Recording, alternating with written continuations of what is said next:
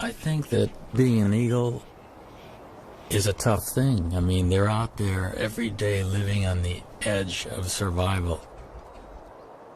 I'm Neil Redding. I'm a natural history filmmaker.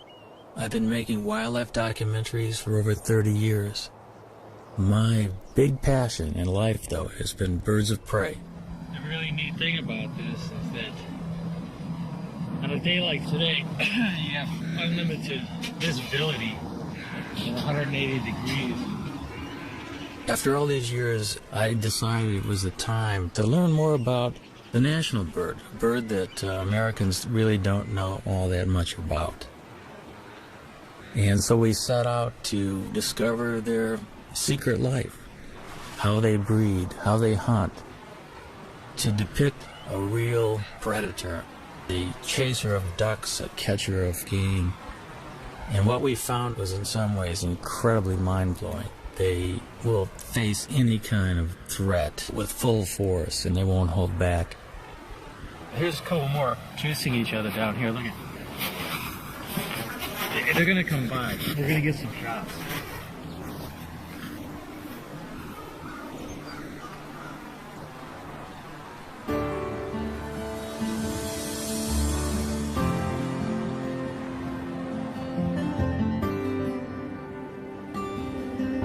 Along a tributary of the Mississippi, Neil finds the perfect nest site. It happens to be right above the state fish hatchery, in a huge cottonwood tree. Now these eagles turned out to be an extraordinary pair to work with. Not only were they very tolerant of human activity, but they were also catching trout right under the nest in the fish hatchery ponds. The female was a particularly cool character. She had one eye missing.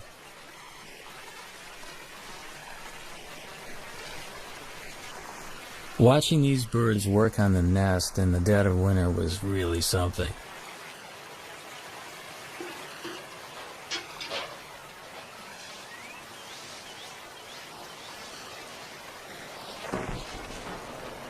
But the most exciting thing was watching them actually swoop down into the waters of the fish hatchery pond.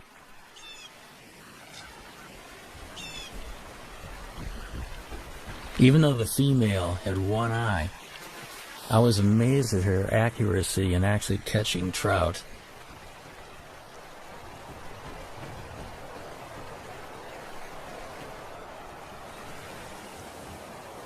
There was no toleration of trespassers.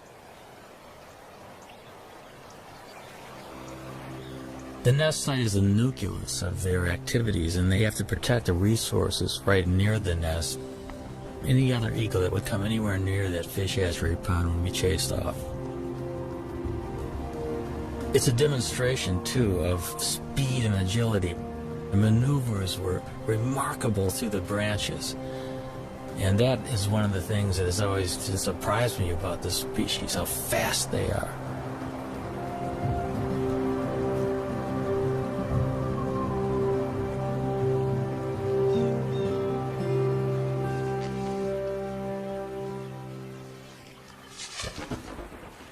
All winter, even as temperatures dipped to 20 below, the pair has worked together refurbishing the nest.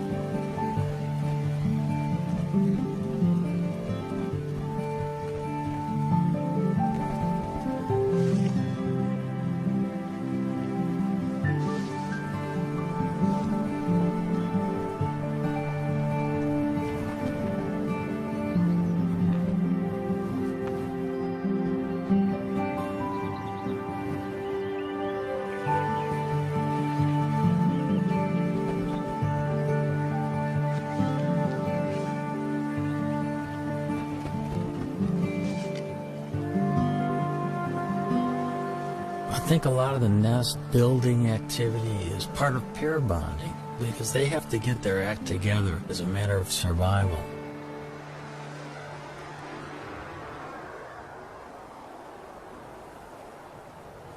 It's now the end of March, and the female settles into the nest with a telltale waggle.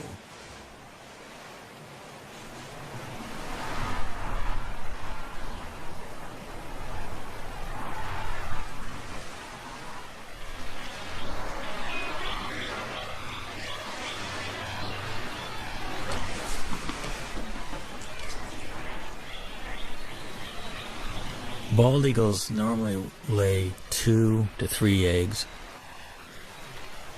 But this spring, the one-eyed female only laid 1 egg.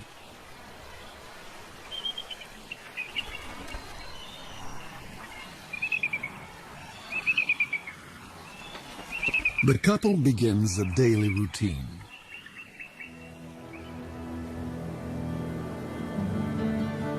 For 5 long weeks, they'll take turns incubating the egg. As winter ebbs, the well-practiced team seems to be headed for success. But spring is a fickle season.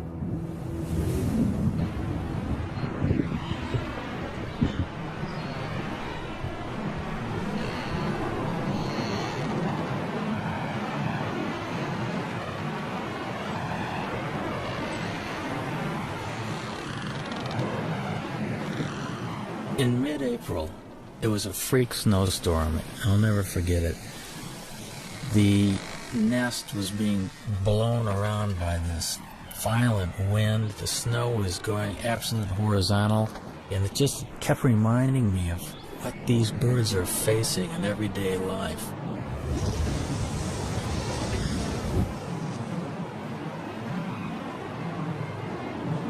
They were well into incubation, so the changing of the guard was always quick.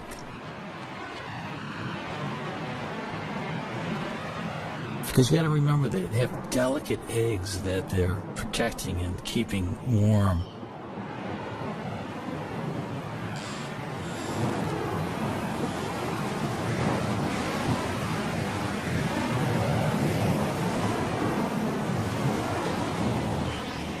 There seemed to be shifts of an hour and a half, where one eagle would sit on the egg while the other was out foraging for food.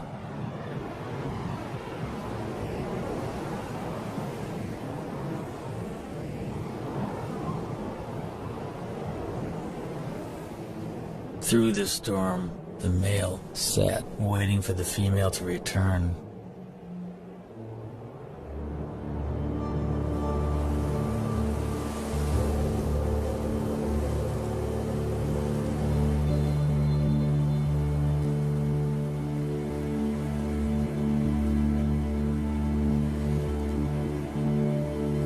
Tragically, something happened to her, we're not sure what.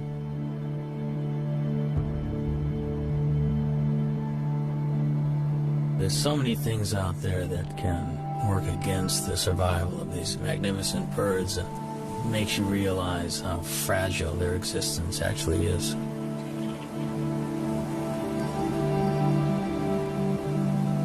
Cold and hungry, the father abandons his egg.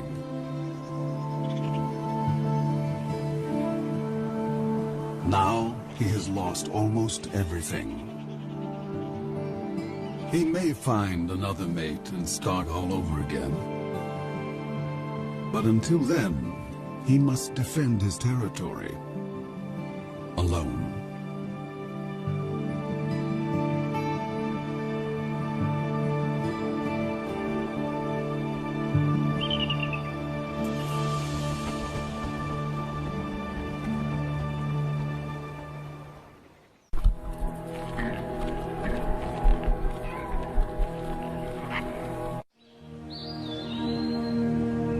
When Europeans arrived in North America, the continent teemed with as many as 500,000 bald eagles.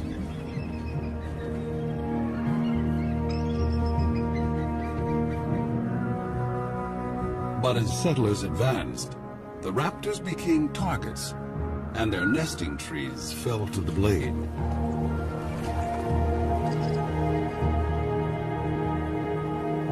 For raptor specialist Bob Anderson, the pioneers' attitude was simply arrogant and ignorant. all birds of prey were just considered vermin. I mean, they were all chicken hawks. They were all bad birds. Be it a bald eagle, golden eagle, a red-tailed hawk, they were all shot.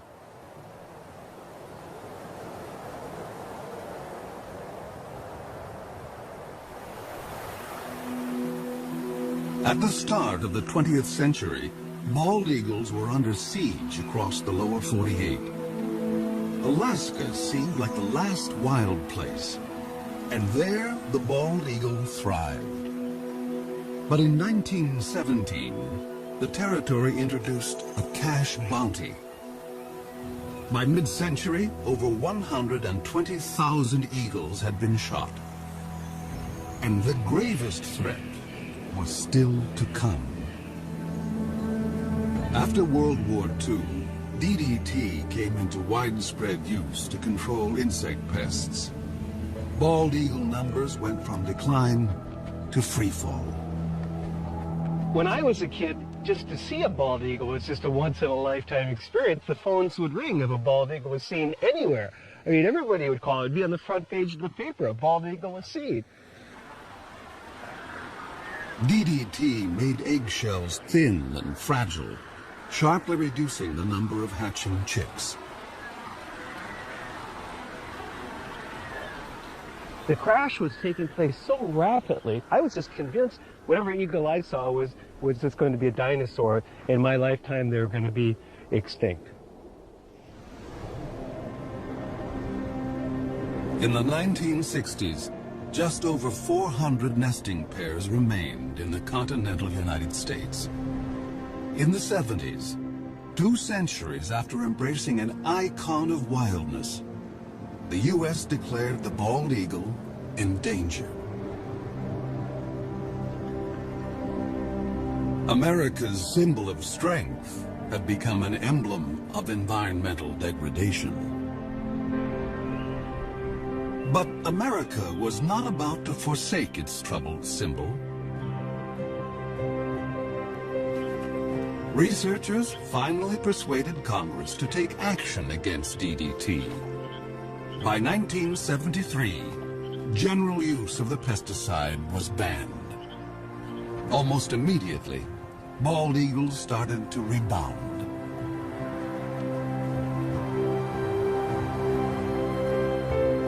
In 2007, the American eagle was removed from the endangered species list.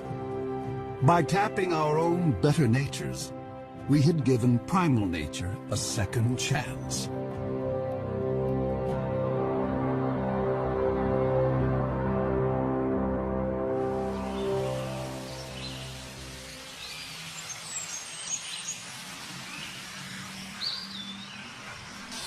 It was late summer and the eagle had left the nest. It was a perfect opportunity to climb the 80 feet up and investigate.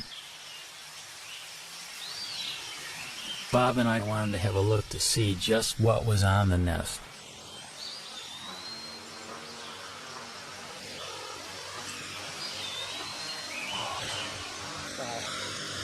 Wow, look at the food up here. Amazing. Here's a skull of some mammal, the top part of the brain of some mammal. And here we've got the remains of this is a rabbit foot. Here, you see a little bit of the femur. Bones here. And here's a feather. Dark feather, it almost looks like it might be from a crow. Possibly a duck. Bob and Neil decide to look for possible positions to put cameras. Bob is a nest cam expert.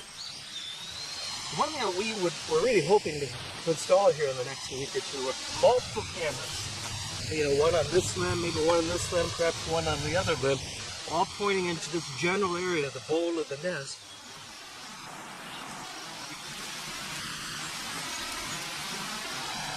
For a sea leg, we have to have tree legs when working with this job. Bob will have a bird's eye view in the coming nesting season, no matter whether the single male succeeds or fails.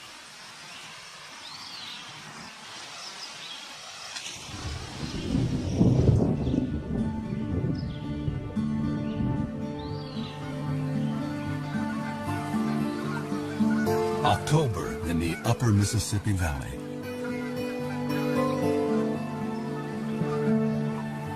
The fall weather is mild, and eagles are free from the burdens of the nest.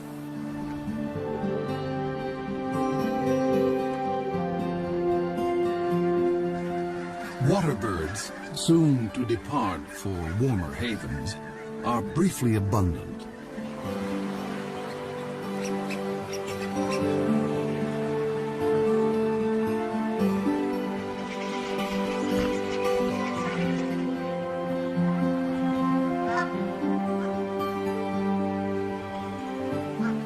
Joining the eagles that live here year-round are bald eagle migrants flying south from Canada. Some have flown 1,400 miles to find open water. This surge of eagles now turns to hunting. Bald eagles will sometimes chase mallards, but the river offers much easier prey. Coots raft together by the thousands, and these calm birds are a favorite meal. The strong wind allows an eagle the rare chance to hover like a smaller raptor, the kite.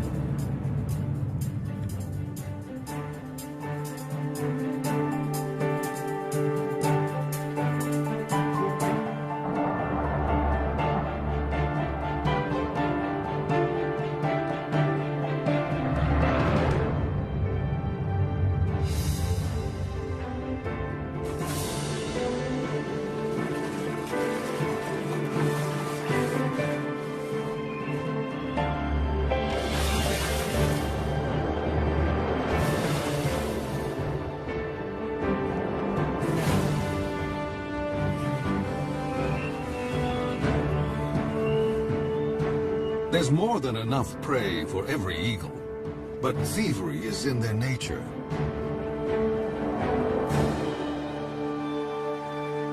As one hunter lands at a muskrat hut, other eagles immediately try to steal his prize.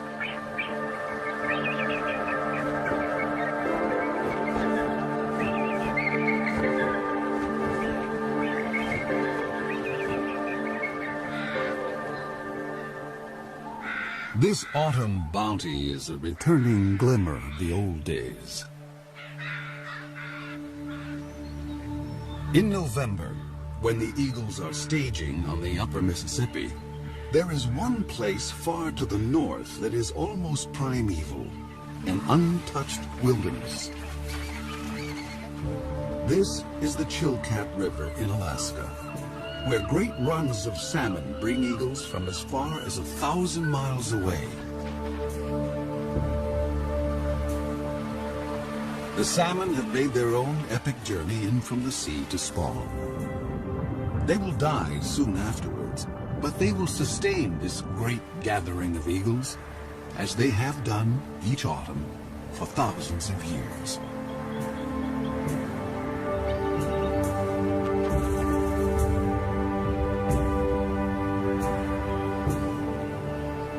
I've always wanted to go to the Chilkat, and it was not a letdown. I have never seen so many eagles in one place, and there can be as many as 2,000 in one small area of the river.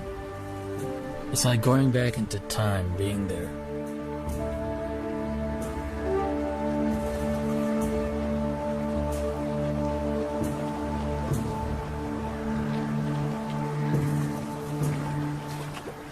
Because bald eagles do specialize often in fish, their feet are modified with tiny projections on the bottom of the toes and the pads of the feet, which actually make it easy for them to grip fish.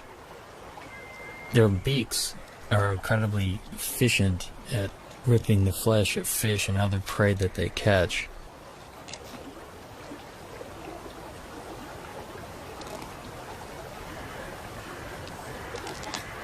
Eagles generally can go fairly long periods without eating.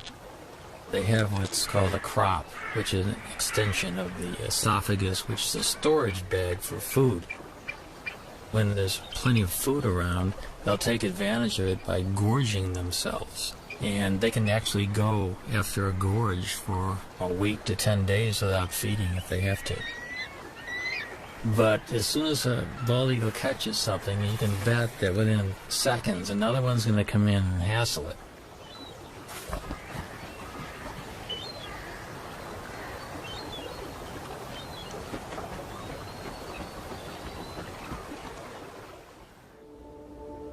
Back along the Mississippi, autumn is on the wane.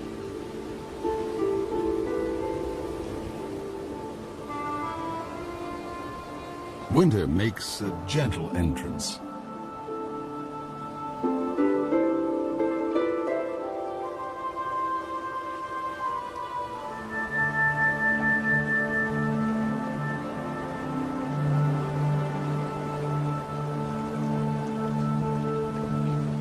Bald eagles can now walk on the river, although some seem to prefer skating.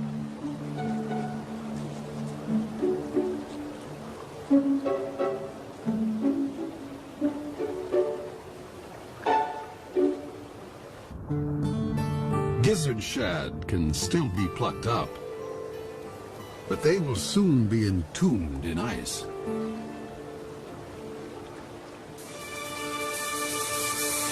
As open water freezes over, an eagle must be ever more precise.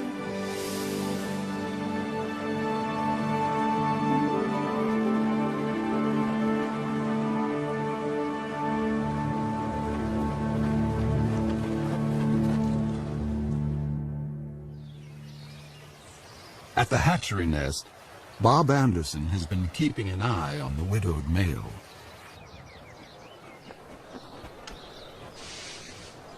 The male will always make occasional visits to the nest.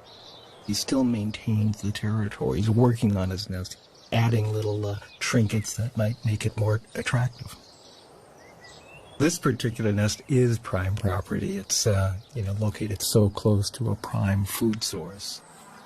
Many, many eagles have been vying to get into the territory. Now that he's alone, an approaching female would be courted.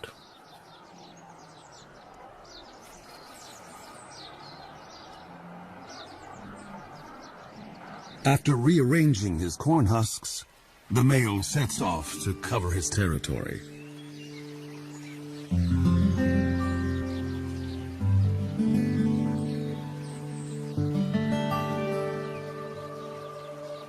But now, another eagle buzzes the nest.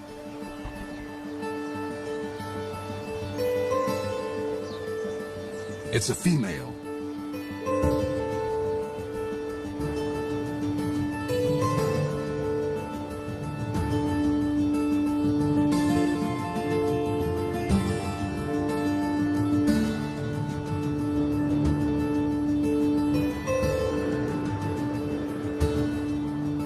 An aerial duet may be a chance for the prospective couple to size up each other's condition. A healthy eagle can cruise at 40 miles an hour in level flight and hit 100 in a dive.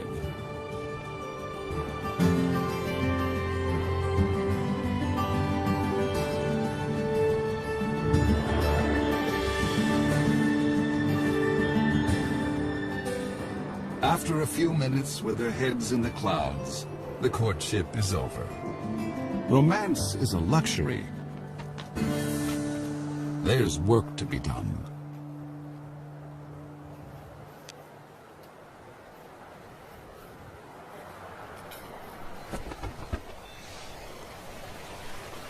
When the eagles first land together on the nest, they're a little bit apprehensive, and I think the moving around of sticks together and grass together just kind of cements the bond. It kind of creates the marriage that will only get deeper and deeper as the weeks progress.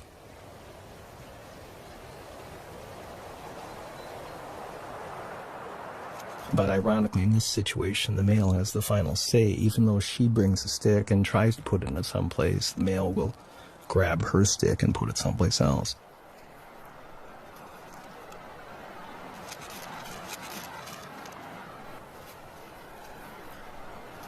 We think she's a 4-year-old. She does have speckles on her head, but you can see a little dark streak on the top of her beak.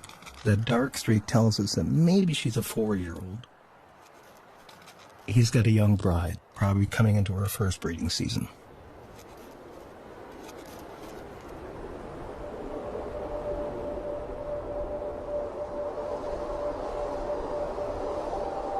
Winter drains the last warmth from the river.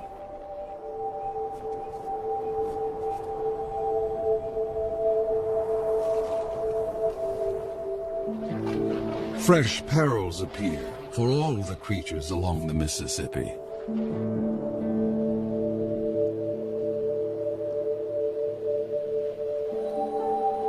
And now, the most brutal season tiptoes in.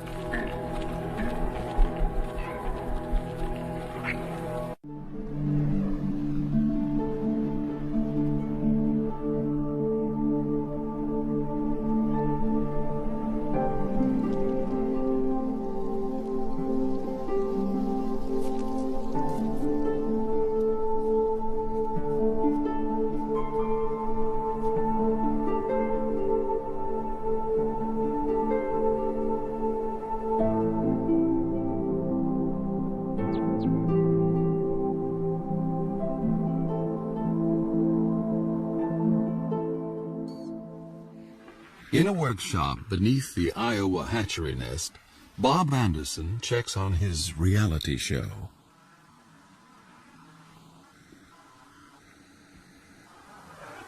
I mean, what a view. What an incredible angle of looking at the American bald eagle.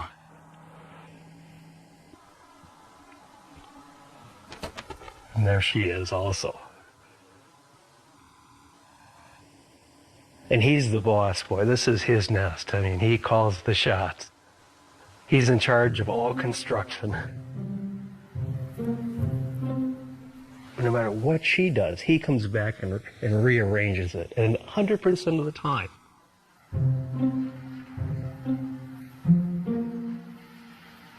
Now, she brought in a little bit of grass, and if she flies off now, he will go take that grass and put it someplace else.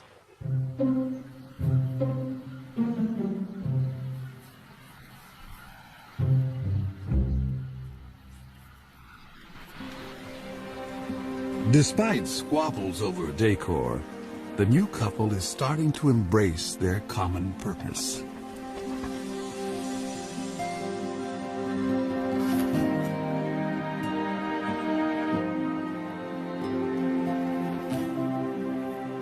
You can actually see them, they're bumping each other, they're interacting. There's no aggressiveness at all.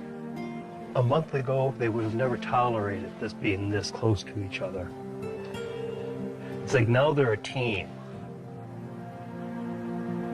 We know that they're getting close to laying their eggs when you start seeing this behavior. The young female lays her quarter-pound egg before dawn.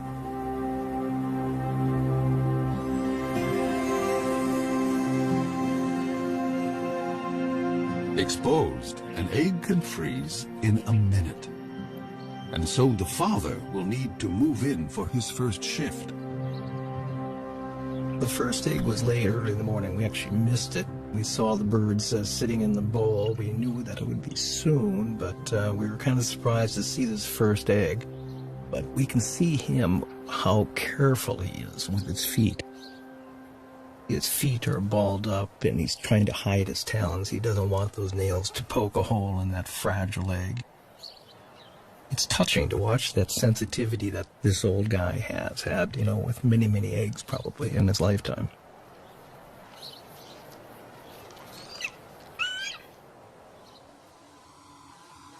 If a second egg is coming, it's due 2 days after the first. Come on, stand up. She looks like she's about ready to stand up, but what do we have? We have 2 eggs. We've got 2 eggs. See this? You can see them both. So do you feel like a papa? When they hatch, I'll feel like a papa. Yeah. Now we just have to wait 35 days from today to see our first baby. If eagles can feel pride or joy, the new parents must be brimming over. They will now work nearly unbroken shifts. But even such an effort can't guarantee that the eggs will hatch safely, especially since they must survive one of the longest incubations of any bird along the upper Mississippi.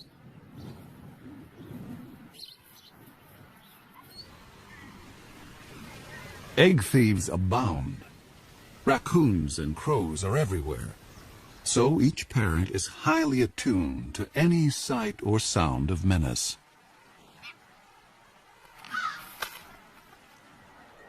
And then, another storm.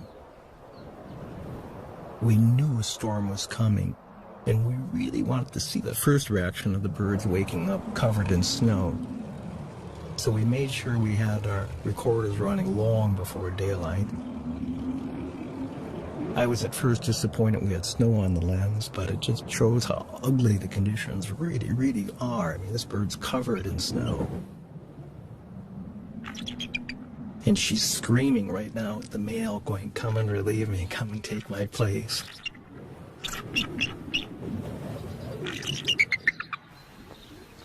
And he does.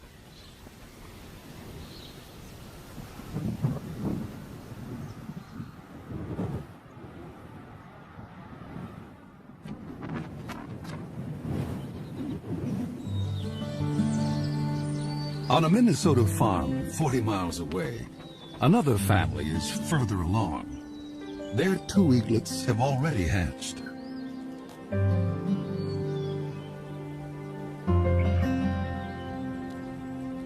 The mother feeds her 4-day-old daughter. The 2-day-old male, hardly able to hold his head up, doesn't seem to be getting a fair share.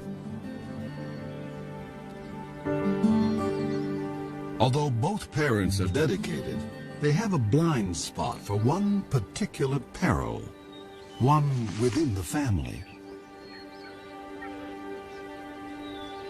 Sibling rivalry.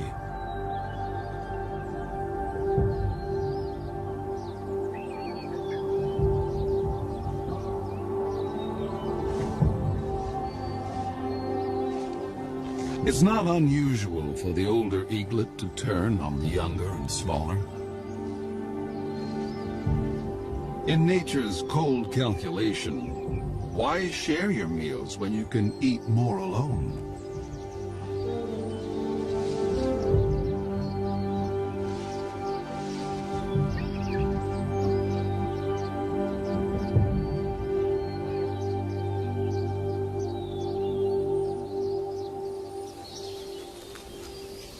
Neil has been documenting the story from a stifling blind just a stone's throw from the nest.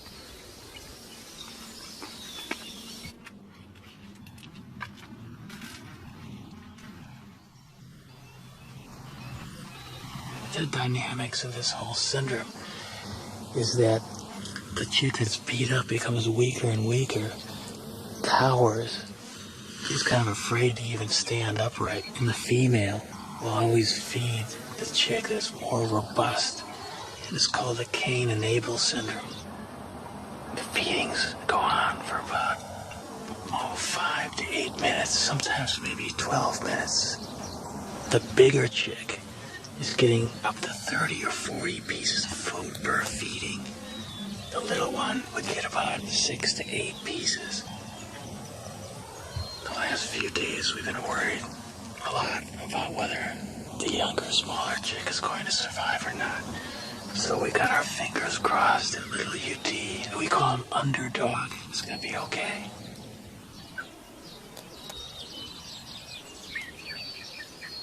The battle will resolve, one way or another, and soon.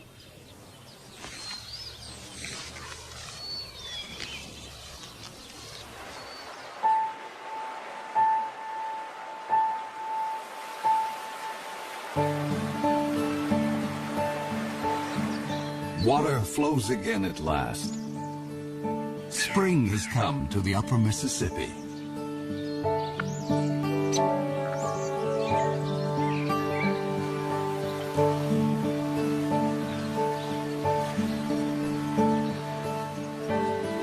Things are looking up for all of the creatures along the river.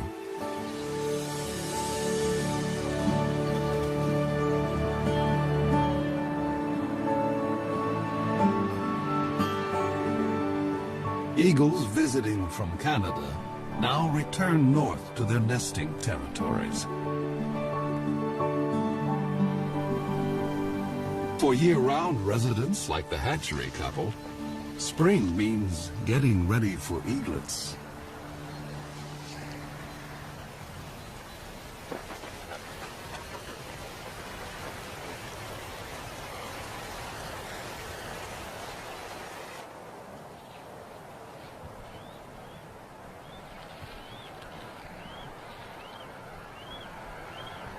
The first babies hatch now, and you can see how kind of inept and clumsy this young bird is.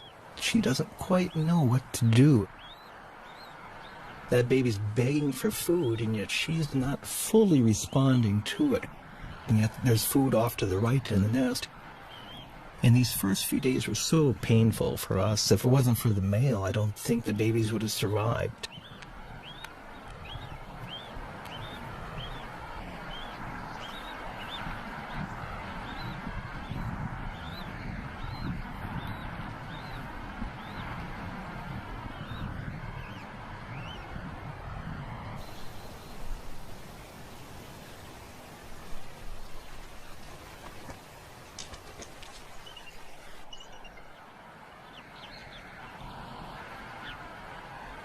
The eaglet is too exhausted to beg.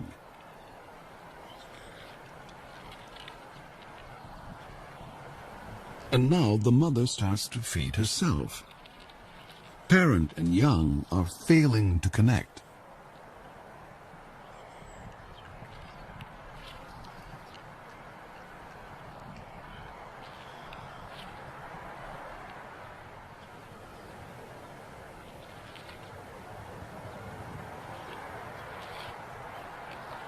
Suddenly, the mother focuses on her chick, as if seeing it for the first time.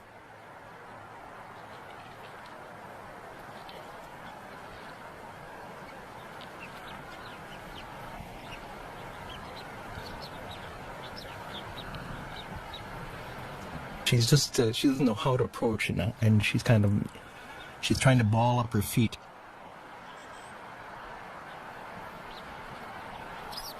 She just stepped on the baby there. It's a lot different than a hard egg.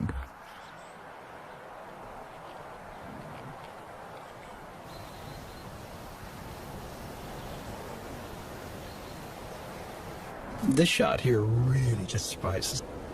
She had her tail facing into the wind.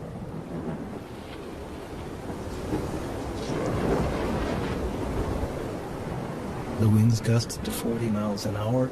The wind actually literally blew her out of the nest, and she almost took the baby with her. Something an experienced bird would never do.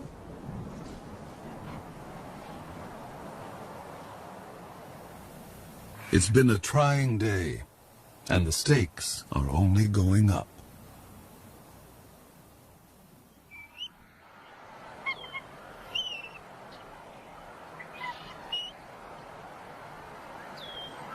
Here's our young female standing up, and as you can see, we've got our second baby that it did hatch.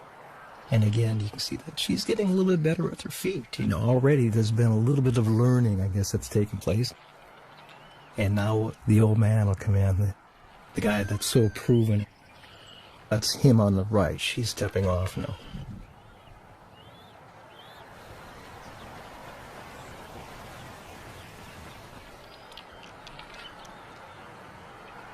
Here's the adult male. He's clearly fed babies before. He just walks in and he'll put the food right in the baby's beak after 1 or 2 tries. He's very experienced. And patient. It will take the eaglet a little practice to actually get something to eat.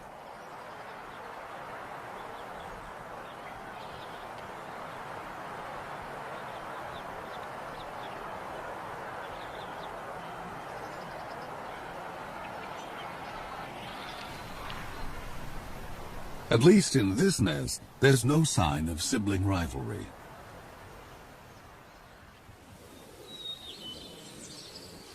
At the Minnesota farm, Neil waits for the outcome of the sibling battle. The sister is alive and sassy, but what about Underdog?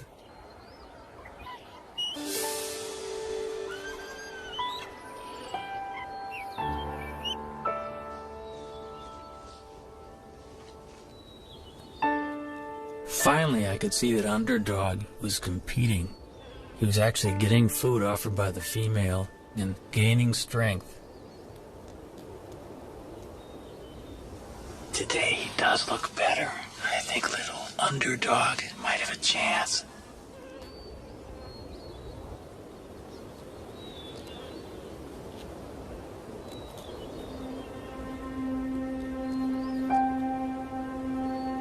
Once the eaglets were 6 to 7 weeks old, the Clean and Able Center was long past, and they were both healthy and vigorous.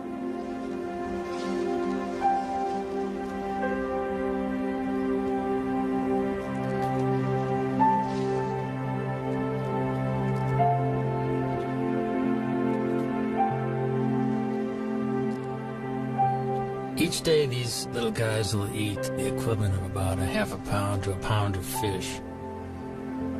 The demand on the parents is increasing, and they'll probably bring 4 or 5 kills to the nest during the course of a day. Sometimes their prey is killed for them.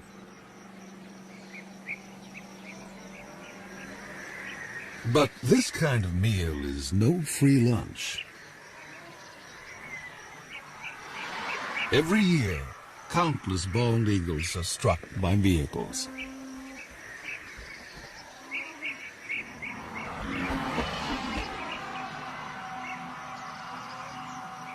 Losing either parent may hurt the young eagle's chances of fledging.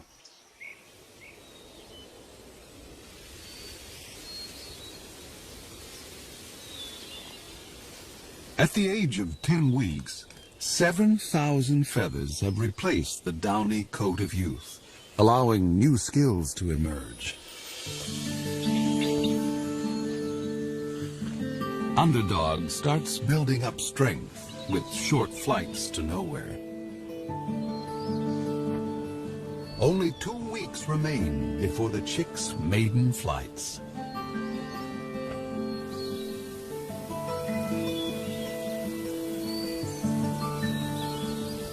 Summer along the Mississippi seems like a carefree season, but new challenges lie ahead.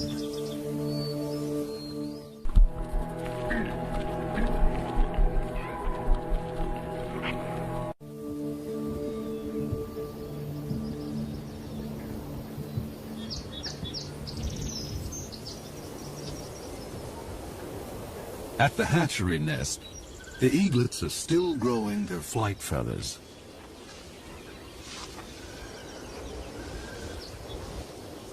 Underdog and his sister are closer to independence, and no one declares independence without taking risks. This nest is about 60 feet off the ground. Both eaglets are jumping up and down on wing exercising and getting ready to make that first jump off the nest, the first journey into the sky.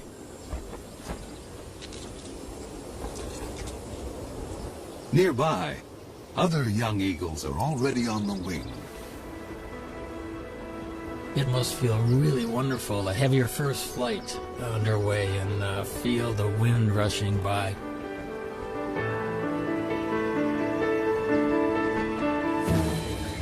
The landing is the tricky part.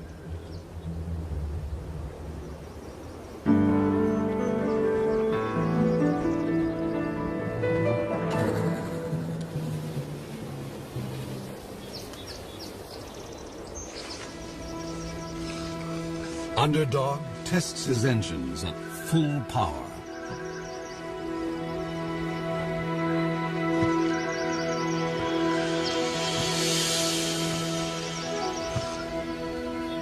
His sister seems to have cold feet.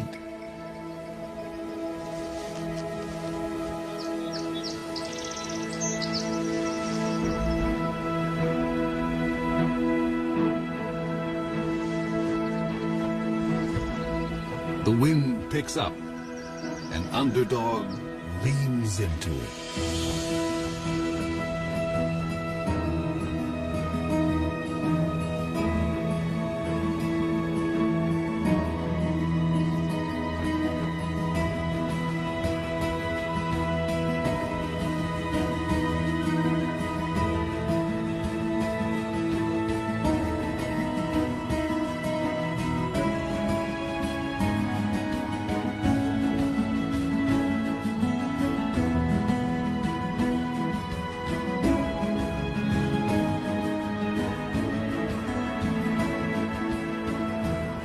There are misconceptions that birds are taught to fly, but really it's totally instinctive.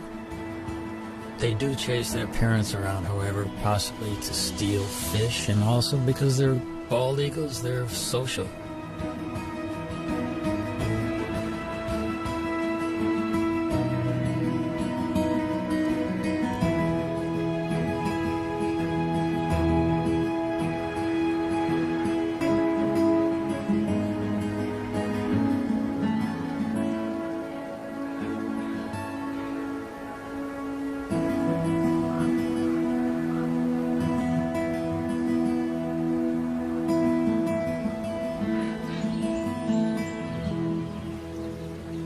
At the fish hatchery, an empty nest is no longer a sign of loss. It is a sign of two successful fledglings who will soon join a hunting free-for-all.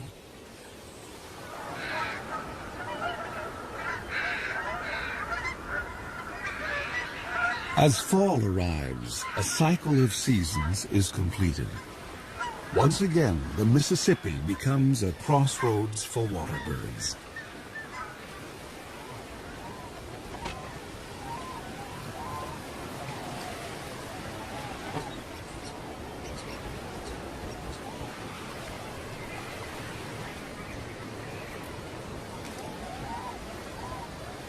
For this year's fledgling eagles, the time has come for the next big test.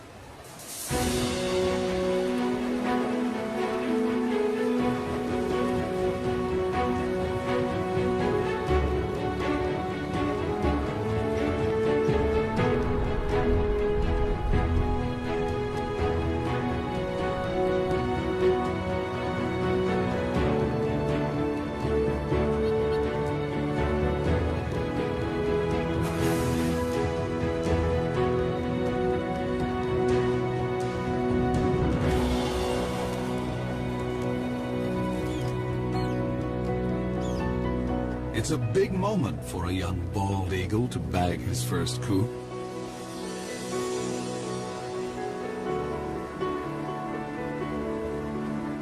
The bald eagle's a survivor.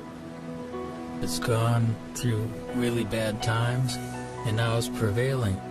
It's an illustration that we can make a difference, and we can be stewards of this planet.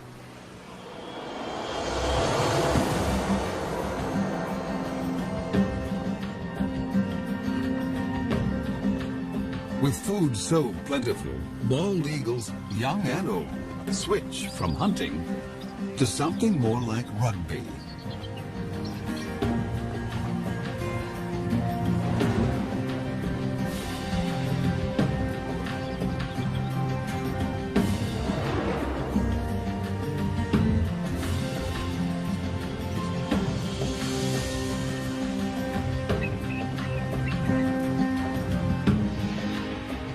only one human generation ago.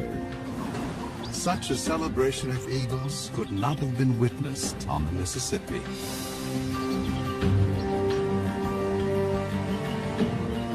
I think the story of the American eagle is a great parallel to the triumph and tribulations of our country. And if we look at the eagle as a role model, I think these birds are kind of living a struggle for existence and freedom, just like our country. And I can't think of a better national symbol than the bald eagle.